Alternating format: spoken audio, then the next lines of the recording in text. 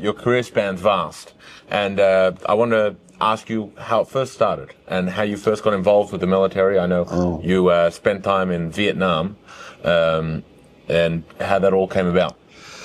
Well, it's an interesting question you ask. I'm what they call an FFB, full from birth, or from birth, I should say. And I went to Tarvadas, I went to Yeshiva University, and I was contemplating, would you believe, a career as a lawyer. And good Jewish boy. Yes, a good Jewish boy. And I was married young, and I decided that I would defer my law studies, but I was a poli-sci major in college, and so I was also very much interested in constitutional law, and so I was working on a master's in constitutional law. And I also had a government job on the side. And after almost a year with my government job, it was just sort of an exercise in futility. I just couldn't bear it, and one day I just went back to my office, cleaned out my desk, and said, I quit. And then there followed Cheshbon HaNefesh for about 2 or 3 weeks, where I just walked around and say, what should I do with the rest of my life? And it suddenly hit me, you've been in yeshivas all your life. What you probably should be is a congregational rabbi. Okay, fine. But in the interim, while I was learning in yeshiva, I had some older friends who had served as chaplains, because in those days, and we're talking about the late 60s, there was a girl, there was a lottery, and the major seminaries required a certain percentage of their musmachim, their graduates, to enter the military. And so the guys I were friendly with served 2 years, 3 years maybe, but they went off, they decided that they would ultimately become doctors, lawyers, Indian chiefs, or something like that. But meanwhile, they told me, if you're contemplating rabbonis, being a rabbi, a practicing congregational rabbi, you should go into the military, because they're going to teach you homiletics, public speaking, counseling, administration, and you'd hone your own interpersonal relation skills. So I listened. And the other thing was that during that period of time, there was a draft in the United States, and a lot of people were avoiding the draft by going off to seminaries, yeshivas, and so forth to get a 4D classification, which was deferment. And even though I was learning the Shema, I was serious about learning, I probably was branded to some degree a draft dodger. And I can say that the proudest moment in my life was when I, other than having my children, was wearing that uniform and going back to the old neighborhood and dispelling all those notions. And I was originally assigned to Fort Meade, Maryland. Can you talk a little bit about that culture that was going on at the time? Well, the Vietnam War even then was not a very popular war. You were either hawkish or dovish on the war, and I was somewhere in between. I was gray.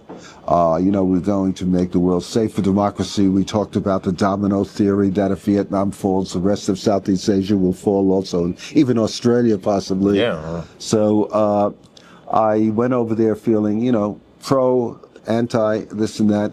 But after experiencing many months in Vietnam, my valency was in the direction of being a dove. I felt that it was the war was a futile war, it was an exercise in futility.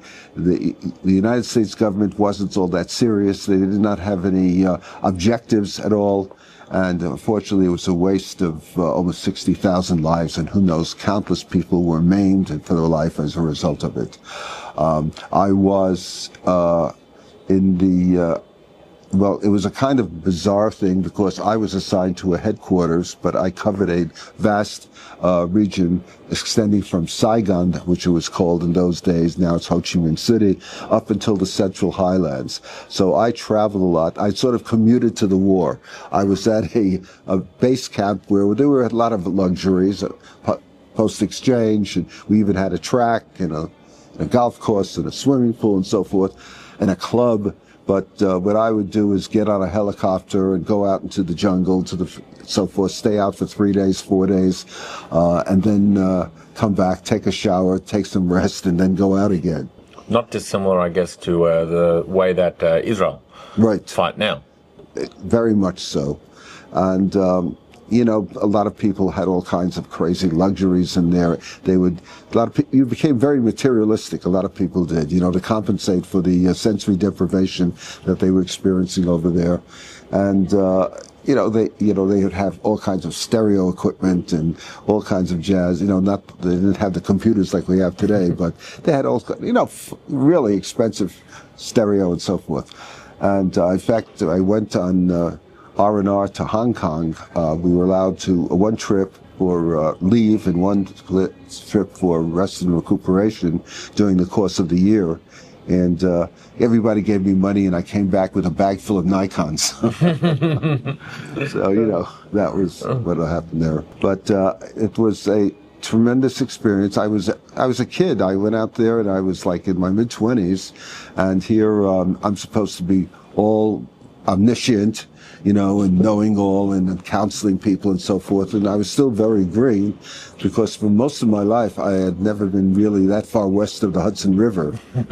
And it was a maturing process. And I was speaking at the Sudash Shlishis last night here at Aleph in the synagogue in the shul.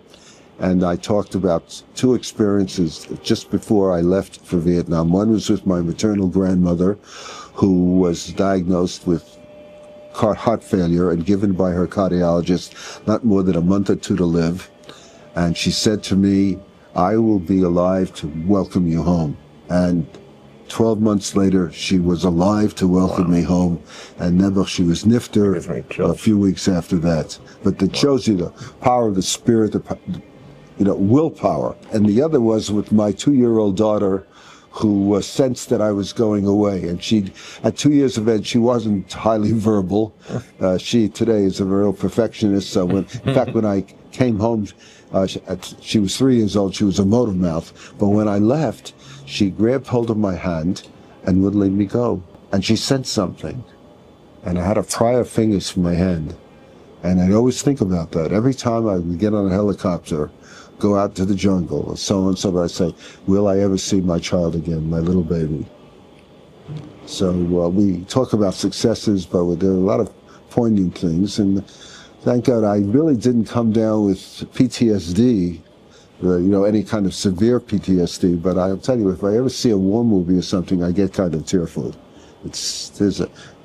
Things come back. You see a lot of things over there. Would you be comfortable sharing some of those experiences, some of the more difficult conversations? Well, one of my most hairy situations was I was down in the Mekong Delta, and I was waiting. I had conducted a service, and I was waiting for a helicopter to pick me up.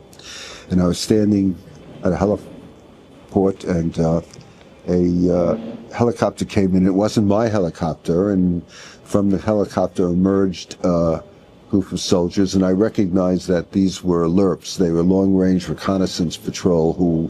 These guys stay out in the jungle, and their mission is to ambush the ambushers and so on. And they were dragging a Vietnamese person clad in the black pajamas. Now the Viet Cong, the guerrillas, also wore the same outfit, the black pajamas, as farmers did. And so they were dragging this poor guy by with a noose around his neck through the dust. And, it's not to be an apologist for that type of behavior, but when you're out in the jungle like that and you are experiencing, for 2 weeks, 3 weeks, the deprivation, the horrors and noise, everything, you're hypersensitive to things. So they picked up this guy, they drank through this, so I had to intervene. I couldn't bear, because the poor man was incontinent already at this point. And I intervened, and one of these soldiers leveled his weapon at me. And I just stood there flabbergasted, and the other soldier said, "Hey, he's a chaplain."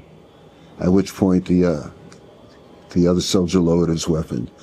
But things can happen. But there were some very funny times also.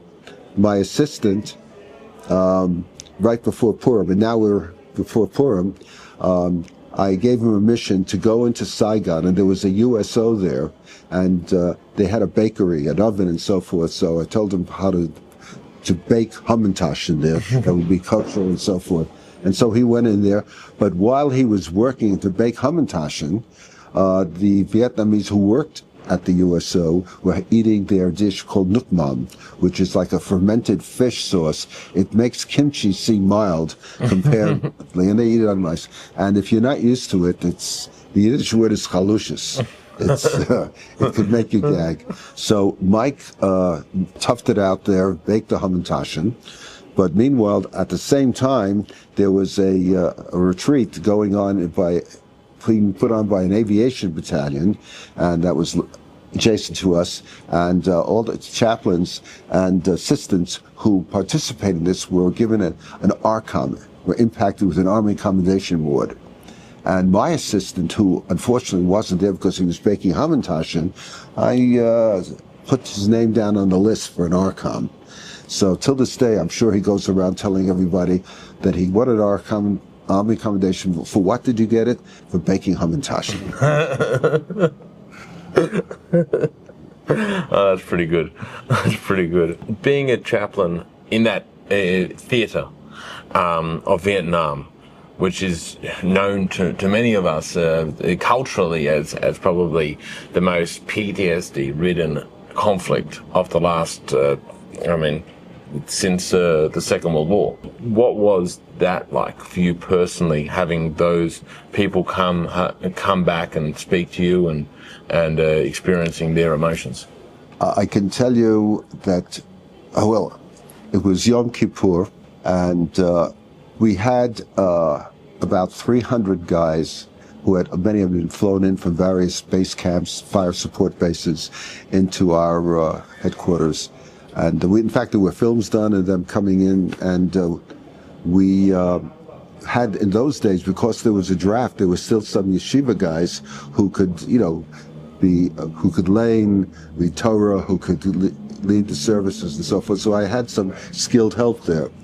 But after Musaf, we had a break, of course, and one young lieutenant comes up to me and says, "Rabbi, I have to talk to you." And I said, "Yeah, Lieutenant, sure." He says, "I am not going back out there. Even if they courts-martial me, I am not going back out there." So I said, "Tell me more, Lieutenant." He said, "Well, I commanded a field artillery battery, and we were giving coordinates to fire and so forth at various targets, various villages and so forth. And this was going on for a number of months. And, all of Vietnam we had fire support bases, and we could hit any area from these different bases based on the coordinates. And so after a few months of his battery firing, he went into one of the villages, and he saw the mayhem, the destruction, the death. And he said, I can't do this anymore. I've had it. It wasn't like he was just trying to get out of things. He had seen the horror of all this. And so I understood exactly what happened. And I said, I'll see what I can do for you. And I was able to arrange for him to be assigned to the rear in an administrative position, because he deserved it after around 6 months out in the jungle and so forth. So, sometimes it's not only the gashmius, the spiritual aspect of thing, but although I should say the ruchnius, the spiritual side, but the gashmius also, you can be a fixer in some ways, and we were able to take care of that. Often we hear stories of miracles occurring during the Vietnam War and the Korean War, and I wanted to know if there's any times that you saw how... I was the beneficiary of a miracle once. I was talking about Purim earlier, and with the same Hamantaschen, I had a helicopter assigned to me, and I'd arranged to read the Megillah at 5 different base camps. And so we took off, and I read the Megillah here, here, here. And then when we were on the way to the 5th one, it was getting dark. And the pilot of the helicopter said, "Listen, I've heard clicks on my radio. The enemy had radar-controlled anti-aircraft guns, and he felt that this would be dangerous in terms of continuing on as we were. We were going to an area that was heavily populated by these weapons. And so we had to turn around. I was very upset, and I was willing to go further, but even though I was a captain and he was a warrant officer, I outranked him, but he's the commander of the ship, and it's his call. So we went back to my base camp, and having been out there for a few days and kind of fatigued, I slept late, and the sun was breaking through the little shack where I slept, and all of a sudden I heard a tremendous noise, almost like an explosion. And I ran outside, and there was my helicopter. And it was being given over to the Koreans that morning because we did have Korean forces over there. And upon takeoff, it hadn't gotten more than about 20, 30 feet off the ground when it crashed.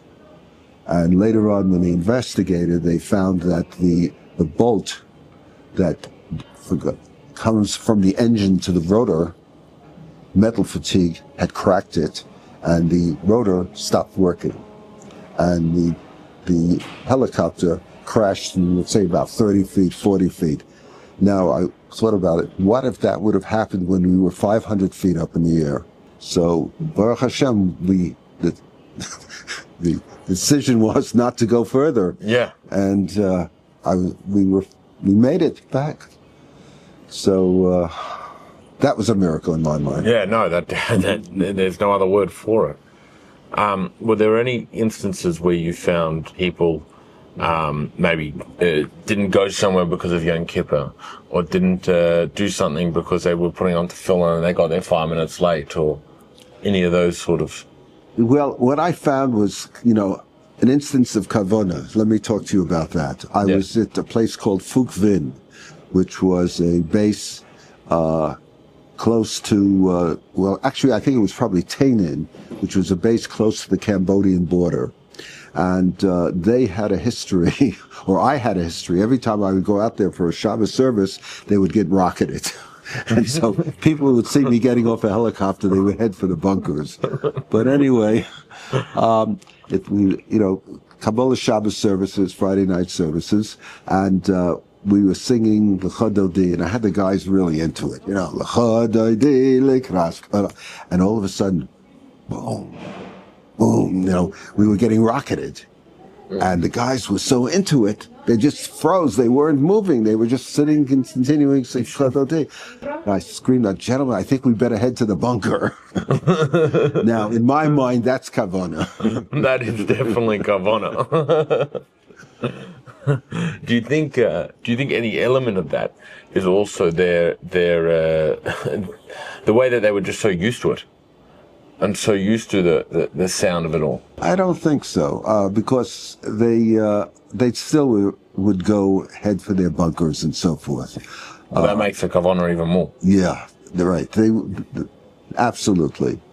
I think it's just that they were experiencing the ruchnius of the moment. It's something that they've been deprived of for a while. I had didn't have a minion. I had about 8 guys there then, and.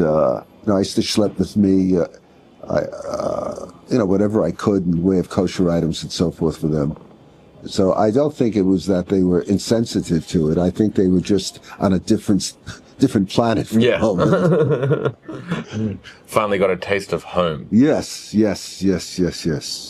Eibishter. And the Eibishter, right. Are there any stories that you share of the Vietnam War and your experiences that I'm not driving towards that you could share with us? It would be a little bit risque. I don't know if I would want to. I don't know if you want to use this, but I'll tell it to you. You can edit it out if you'd like. I mentioned earlier that we were given an opportunity to take R&R, rest and recuperation, and what I did is I went to Hawaii and met my wife, and another time I was able to take leave for 1 week, so I decided to go to Hong Kong. And I was staying in a hotel where a lot of the soldiers from Vietnam would stay when they went on leave. And one night I heard a knocking at my door, and there stood the bellhop, and they had a girl there. And he said to me, "G.I., you want girl?" I said, no. And so the next night, there he was again. GI, you want girl? I said, no, no, no. So the third night, he's knocking on the door, and he says, he's got a boy. He says, GI, you want boy? I don't know if you want to edit it out or not, but that's a true myself. That's a brilliant one. Look, I went on shlichus to Thailand, so you know. Are there any more military-based stories from Vietnam? Well, there were a number of them. It was some frustration there because I was aware of the fact that drugs were being sold, and I was aware of the fact who was selling them and so forth. But the command at times turned their back on these things. It was like, go along, get along, and that sort of thing. It was a serious problem. There were a lot of the South Vietnamese officers and politicians were engaged in the drug trade also at that time, and it was an exercise in futility if I would try to bring things up. But there were some very strange things because when in my travels throughout Vietnam, when you visited an exchange, PX and so forth. And some of them, you could not carry a weapon into the exchange. And in some of them, you had to carry a weapon into the exchange.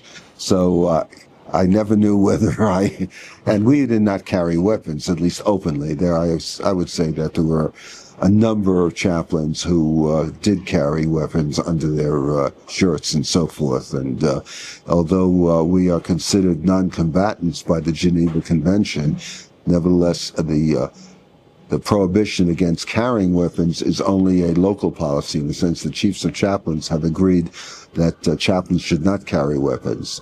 The Viet Cong certainly weren't going to observe accept that. And, one great tragedy is we lost 2 rabbis in Vietnam. The first rabbi to die in Vietnam was actually his Jeep hit a mine and he was thrown from the Jeep, but he survived that. But never, the next day he had a heart attack that was fatal. And on another occasion, one of our rabbis was in a helicopter, in a fixed-wing aircraft, which the ground crew put the wrong fuel into. They put jet fuel into it as opposed to regular fuel, and it took off and came down like a rock. And unfortunately, he wasn't in the rear of the aircraft. Those in the rear of the aircraft survived, but officers usually sat in the front, and he was killed in the crash. So we did lose some rabbis over there. Many more stories, but I just don't want to go into a litany of war stories. I would try to avoid them. And, you try to think of the good times also. Being the only chaplain at my headquarters, a Jewish chaplain, I had an opportunity to, you find one friendship, so I was very close with the docs and the lawyers and so forth. They were a good crew of people. They were, and a few of them were Jewish, so they were... Really? The doctors and lawyers were Jewish? Some of them were, yes, yes. In fact, our legal counsel here, Art Zeidman, who was a retired Army judge and lawyer, we came up with the name of an individual, one of those Jewish lawyers who I associated with, and he knew him, and we're trying to track him down now. Because I heard that he stayed in the military and became a judge himself. So it'll be, yeah, we'll see. You mentioned that you enlisted or I volunteered. You volunteered to get that experience and gain those skills. Actually, what happened? You might be interesting. How I remained in the military was that I was obligated to serve for 2 years, and when it got close to my time, when I had completed my term of service, I had a choice whether I should continue and go indefinite or get out and become a civilian again. And that caused a lot of cheshbon hanefesh. I had to think things through. I had a wife, I had kid, and so on. But it was a tremendous experience for me, and I really found it to be very meaningful. And so I decided that I would remain on active duty. And after 2 or 3 weeks after I had gone voluntary indefinite, orders came down and sending me to Vietnam. So the truth of the matter is, after the 1 year experience in Vietnam, everything was easy and is easy and remains easy. I don't kvetch anymore, because all I have to do is think back to that year, and I'm makir tov. I recognize how good things are. I hear that sentiment a lot from my mates that have now have been through Gaza, and Sure. the way that they speak about it, that like, what's there to worry about? This is a struggle, or what I was doing over there was a real struggle. There used to be a saying, don't sweat the little things, and everything's a little thing. I like that saying. So